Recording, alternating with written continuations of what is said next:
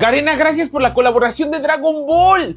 ¿Cuál vendrá? ¿Dragon Ball Z? ¿Dragon Ball GT? ¿Dragon Ball Super? ¿Dragon Ball Daima? A ver, dígame, patrón. Ay, ¿ahora qué va a venir? ¿Quién te dijo eso? Señor, pues Donato. A ver, déjeme ver.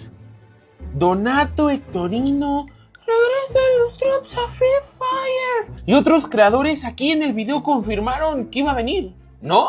¿No les dijo usted? ¡Ah, chinga!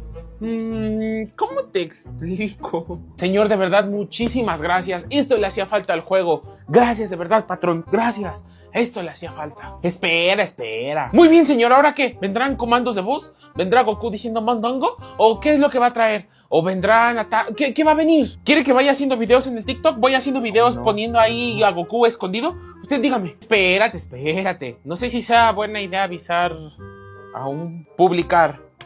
Listo, señor, ya quedó. Dice, Dragon Ball viene en enero del 2020. ¡Ey! Pequeña, ¿no?